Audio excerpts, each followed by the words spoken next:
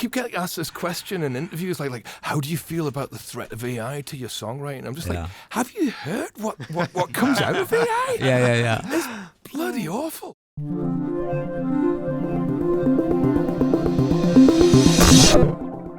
I'm Nick Harcourt, and we are back at the Village. I haven't been in here for a little while, and I feel like I've seen Franz Ferdinand in this studio once before. Yeah, we've definitely. I mean, the building is so recognisable outside. It's a very dramatic piece of LA architecture, isn't it? It really is, and it's good to see you guys. First time we met was a long time ago. Yeah, and, over 20 years. And while I have the opportunity, I should show this. This is a single for your song Matinee that was put out in 2004, and it actually has a recording of your song Michael that was recorded live at my old place on your very first American radio session. That's right. Which is cool. But so you were terrified, weren't you, Bob? I think it was live to air. It was live. Absolutely terrified. Yeah. I'm still terrified every morning when I get live on the air. Yeah. But I have very vivid memories of that. Yeah, that was a lot of fun, and I'm glad we can remember it. That's a good sign that the years in between haven't been too debauched. Yeah. So here we are at the Village. You're going to play some songs for us. The new album is out today. Yes. It's called The Human Fear. I want to talk a little bit about it, but why don't we get a song? Franz Ferdinand, and they're live on The Morning Show with Nick Harcourt and Jet, live on tape. Yeah. Well, this is a song called Bar Lonely, and it goes something like this: 1, 2, 3, 4, 5, 6.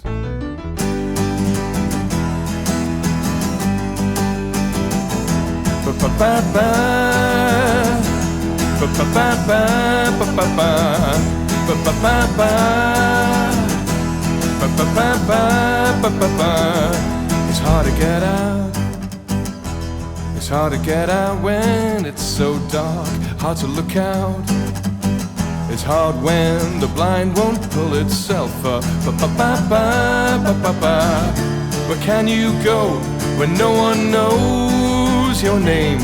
No one's glad that you came.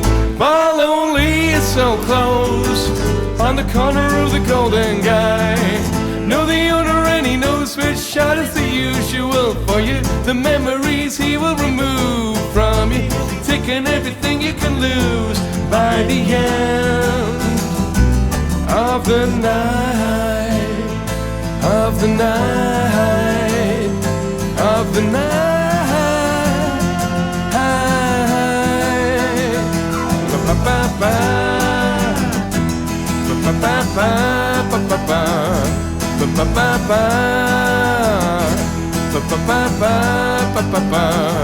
She has to be out.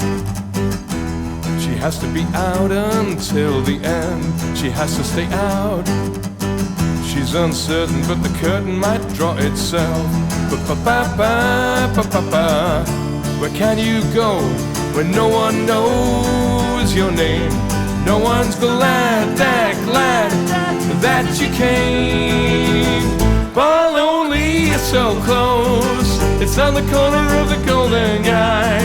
I know the owner and he knows which shot is the usual for you. The memories he will remove from you. He'll be taking everything you can lose by the end of the night, night, by the end of the night, night, by the end of the night. There'll never be an end to the night.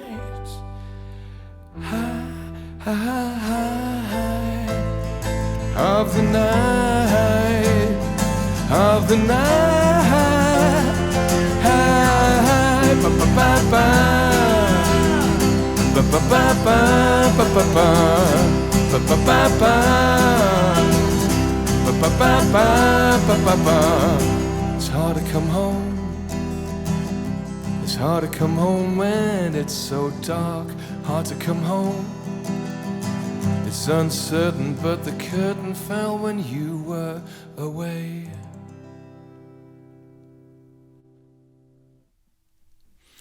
Franz Ferdinand, and they're live in studio at the Village and on the morning show here at 88.5, the SoCal Sound. I'm Nick, and at the beginning of the conversation, we talked about the first time we met, which was 20 years ago. I think your first album came out in February of 2004. Yeah, that's right. Little tip of the hat here to everybody who was pretending that this is actually going, recording on the 10th. We actually recorded it in the middle of December. Yeah.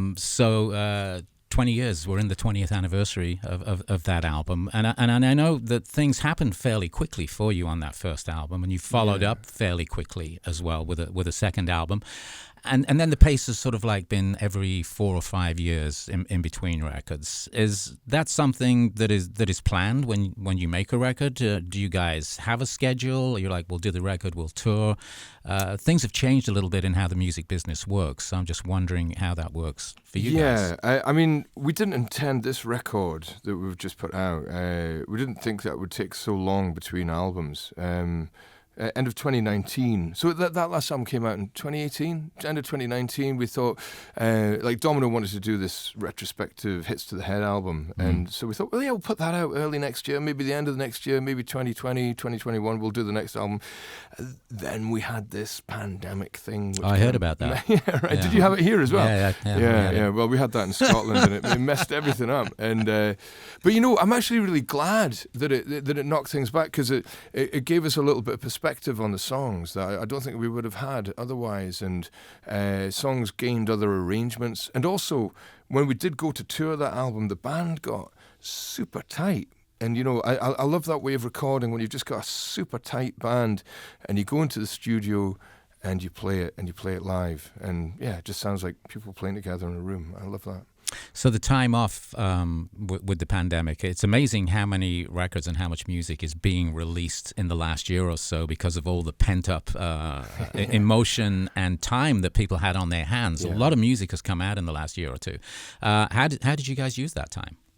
I mean, the first thing I did, during the first lockdown, I was kind of like trapped at my place in Scotland, where the studio is, and I actually rebuilt the acoustics. Like we're sitting in the studio now, and I look around, and I'm still looking at the acoustics, and I didn't really know anything about it before, but I read a bunch of textbooks and had to engage the physics end of my mind for the first time in like over 30 years or something like that. So, yeah, that was kind of cool. Yeah, I don't have a studio at home, so I just had a lot of free time. I got really into local history in Glasgow. I'd read something on the internet about how, the oldest wall in Glasgow, and I'm just going to have a look at that. Right. And I'd spend the next day walking to have a look at the oldest wall in Glasgow. And there'd be nobody else around, so you had it to yourself. Yeah. It was all your wall. Normally that wall is packed with people admiring it. Absolutely. It's like Mona Lisa, you can't get near it.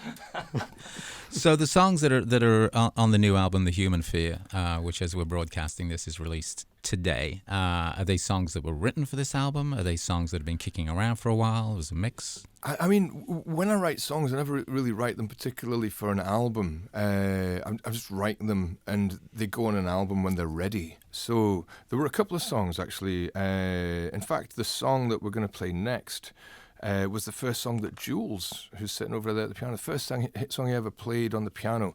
I remember I had this very complex piano part that took me a week to work out, to learn how to play. And I played it to you once, and then you just played it right back at me. I was like, no way, he's good. Well, why don't we just sort of fed us straight into that, I think. Why don't we hear it? Right, okay, this is a song called Night or Day. Should I count us in? You did. 1, 2, 3, and...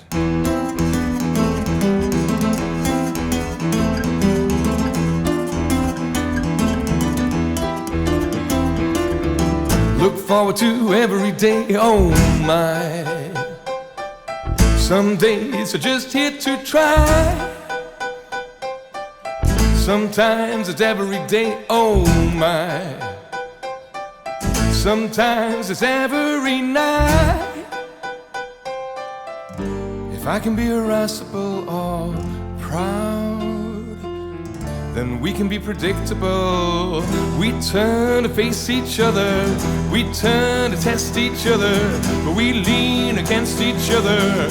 Life never gonna be easy, but if you're living it with me, we're gonna live it up night or day. Well, I wanna live a life with you. No lie is you, and I want it night or day. Well, I look forward to night or day. Oh my.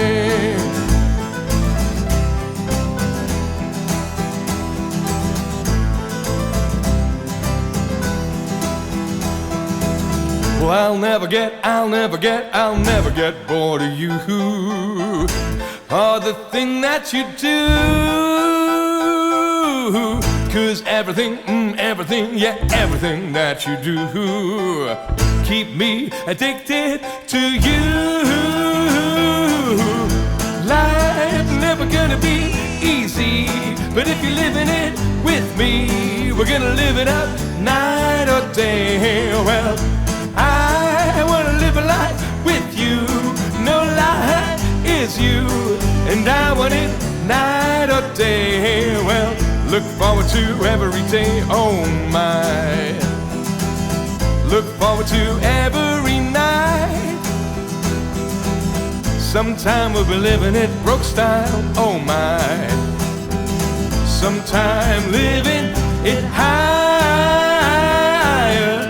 Life never gonna be easy, but if you're living it with me, gonna live it up night or day. Well, I wanna live a life with you. No, life is you, and I want it night or day. Well, life never gonna be easy, but if you're living it with me, we're gonna live it up night or day. Well, I wanna live a life with you.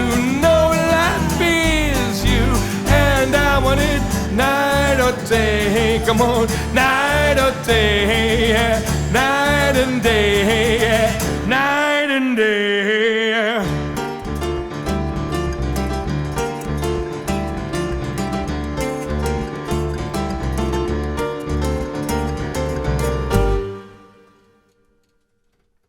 I like that one. Cheers, Nate. Cheers. Yeah. It's fun to play. It's got a good energy. Yeah, it really does. Yeah, I love when you play a song and you just feel like a buzz, you know, like you feel kind of like energized and alive. And no, I was watching the three of you as you were playing it, and everybody was just like, yeah, this feels good. You could just tell by the looks on your face. We got Franz Ferdinand in studio, and we got Julian, Alex, and Bob, and talking about a new album and time in between. You know, the one thing I didn't get to ask you about, because it's been so long since I've actually had a conversation with you. You did an album with Sparks about 8 or 9 years ago as well. Record, yeah. And I'm wondering what you took away from that experience that might perhaps be, you know, in this version of Franz Ferdinand. Yeah, I mean, well, they're local lads, obviously. Like they stayed just up the road, and when we were kind of getting that record together, I did hang out with them a little bit in Los Angeles, and it was nice for me, actually. I really got to see a side of LA that I hadn't seen before. And do you know what I loved most about doing that record was how unexpected it was. You know, people weren't expecting Sparks or us to make a record together, and I think it's cool as your career goes ahead to maintain your identity, to always be true to your voice and know who you are, but still leave the capacity to surprise people and to do things that maybe they don't expect you to do. You've had a 20-plus year career at this point, and I was reading a couple of interviews before I came in to do this with you guys today, from a little while back, and, you know, like any relationship, if you're together for a while, sometimes it can get stale. Sometimes people kind of fall out. And I think somewhere in the middle of this career, you did actually have that sort of moment, right, where you weren't really sure about fame, where this band was going. And I remember it's probably the one of the most talked about comments that you made in the early days. When I remember when you told me the first time I met you, yeah, we just wanted to make music for girls to dance to, right? 20 years later, are you still making music for girls to dance to? Oh, we still play gigs and I still see a lot of girls dancing at them, so something's going right. But you're right, I found it a bit weird, like people recognizing me in the street and things like that. I find that kind of slightly unsettling. Like if somebody comes up to talk to me, I presume that I know them. You know, like, oh, where did we meet? You know, like, and so yeah. But it's cool, you know, and I feel I think we're all very at ease with where the band is and who we are and what we do. And I think once you are comfortable with that, it's very liberating, and it lets you do the good stuff, which is writing and playing the tunes. You know? So the new album is called The Human Fear. Where did you make it? How long did it take you to make? Did you make it in your own studio? Yeah, so we recorded it all in the studio back in Scotland, the one that I kind of rebuilt during the first lockdown. And, well, Julian had a big part in getting that studio together as well. Like, Julian's got a big history. Julian used to be an engineer at the BBC, didn't you, Jules? Yeah, I did, yeah. So we spent quite a lot of time getting that place up to scratch. It was good before, but it was a wee bit of work we did to it, and just getting all the wiring done and all that. And once it was finished, it really felt like a good space and a good place to record. And we thought, well, why not do the record there? You know? Yeah. It's quite an unconventional studio. It used to be a painter's studio, and so it's got like a big north-facing window and an open fire, and the consoles in the room with the band. So it's not really. It's kind of set up as an engineer's nightmare. Engineers hate that place, but for a band to actually play in, it's actually. I can see the engineer. I'm a little smile to myself over there.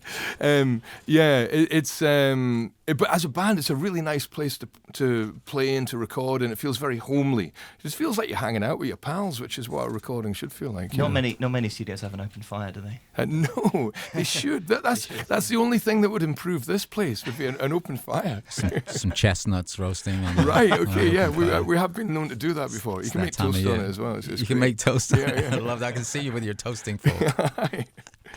There's going to be a tour, obviously, and I think you're going to be in LA March 28th. I was told 29th. And the Wilton, At which the Wilton. is one of my favourite venues in the world. Like I love that place. It's got so much atmosphere, and we were talking about just before we started doing the session. We were talking about how our friends in the opening band got arrested last time we played there, which is While we were on stage. While we were on stage. I'm trying to find out who the band was that they were opening for. You can't remember who it was. It was a local band, they changed their name, and it's fallen out of my head. And I'll put someone on Instagram or something with a link to them. But, yeah, I'm going to find out before we get out of here as well. But before you get into the last song, how's your songwriting shifted? I mean, the perspective of a man writing songs about his life in 2004 as opposed to 2024 with another 20 years of life left. Yeah, it's funny, isn't it? Because in some ways it feels exactly the same. You know, like in the same sense that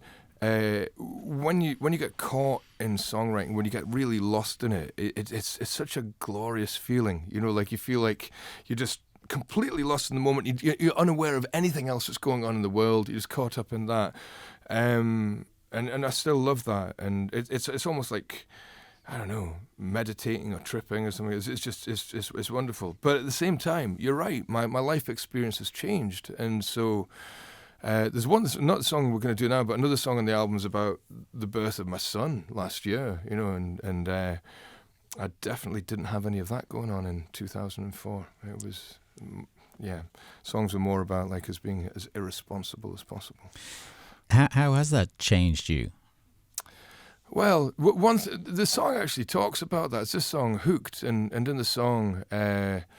I talk about, it's where the line "the human fear" comes from, actually, the line that the album's named after. And I sort of say, I've got the fear, I've got the human fear. And the fear I'm talking about is those big universal fears that we all have. You know, the fear of, you know, not existing, the fear of maybe having had a futile existence if you had one. And they're the kind of fears that can overwhelm you if you allow them to in moments of contemplation. But... I also sing in the chorus, I thought I knew what love was, and then I met you. And that's me talking about my son, because, you know, I'd been in love many times before, and I was pretty sure I understood what it was. But when he appeared, it was like something completely unrecognizable that was overwhelming. And after that subsided a little bit, I realized that those fears were still there, but they... just seemed a little bit less significant, like a little bit trivial in comparison. Like those, I don't think they never go, but like they didn't bother me as much. Yeah, it's a completely different kind of love. Obviously, I have kids who are now 21, and that's a whole other story. But one of the things, that I remember relating to in a song, you know, the Prefab Sprout song, "Cars and Girls." I think I know. And the lyric is, "Some things hurt much more than cars and girls." And when I hear that, I don't know what Paddy McAloon was actually writing about, but when I hear it, I hear it as being about there's bigger things to worry about than cars and girls. And, children is something that really changes your brain chemistry. It really did. I was really quite shocked by it, because like I think I'd been quite blasé. Like I had so many friends saying, "Oh, you're going to feel so much love for your kid when he's born." And I was like, "Yeah, of course I am. He's going to be my kid." But like I was, it was almost like being overwhelmed by some chemical sensation that I'd never had before. It was really quite something else. I know you're going to play one more song for us. While we were talking, I was rapidly looking up to try and find out the band that opened for you and got arrested in 2018. And AI, I hate now that you Google and it says, AI says, because I don't know if I trust it. What does AI say? Cory and Bardo? No, it wasn't. No, that's my surname, and Dino Bardot. From See, it's AI, man. You can't trust it. AI is full of BS, isn't it? Yeah. Julian and Dino's side projects. Perhaps we should aim to get arrested on this next tour. Yeah. It's funny, I keep getting asked this question in interviews, like, how do you feel about the threat of AI to your songwriting? I'm just like, have you heard what comes out of AI? Yeah. It's bloody awful. A friend of mine just sent me a song last night. He was like, I asked AI to write me a song that sounds like me and Bob Dylan, and he sent it to me, and I'm too scared to listen to it, to be quite honest with you, because I know he's looking for a hit. That's amazing. What are you going to finish up with? So we're going to do a song that was the first single off this album. This is a song called Audacious. I'll start strumming on this one, Jules, I think. So.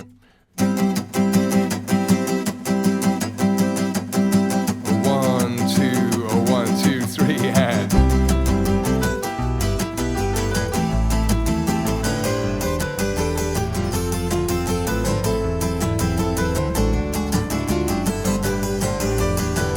Did you ever get the feeling that there's something come undone and unreeling in the seaming, the stitching gone? So you rip a little harder till that rip becomes a run. Feel the fabric of existence come unspun. And hey there, we don't care. Could be standing way out where you're naked and freezing till you run. Freeze or run, but don't stop feeling audacious. There's no one to save us, so just carry on. And don't go blaming the neighbors, you know they're the same as us. We should just get on. Get on.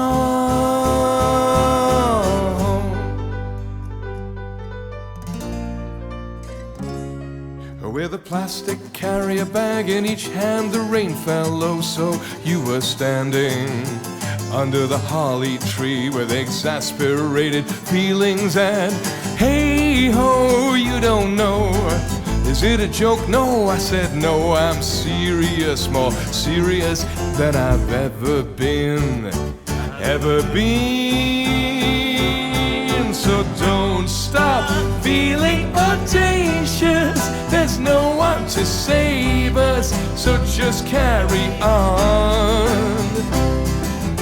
Don't go blaming the neighbors, you know they're the same as us. We should just get on. Get on.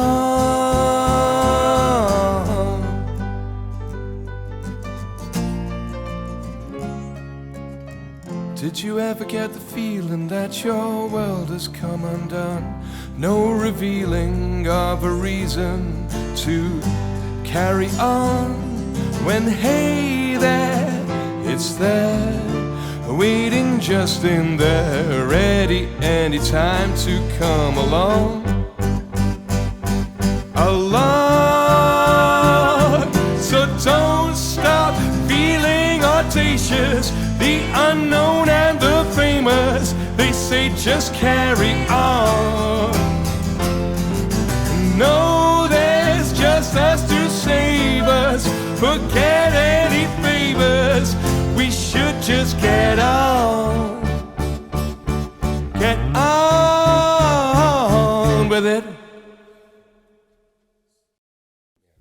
Ferdinand in the studio, and we're at the Village. This is the SoCal Sound. I'm Nick Harcourt, and the new album is actually today as we're running this session. It's called The Human Fear. The band are going to be on tour, coming to the Wilton on the 29th of March.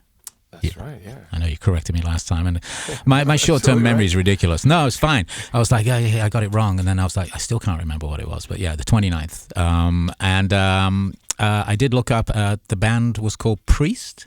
No, it was something Priest. No, Priests was the other band. Yeah, we had a three-band bill maybe on that. Sorry, there were two bands. Priests played with us, but it wasn't them that got arrested. It was the Gems. Yes, that's it. The Gems. There you go. But they've since changed their name. Yeah, they're now called something else. Wise move. But yeah, bravo, the Gems. You were amazing that night. Yeah.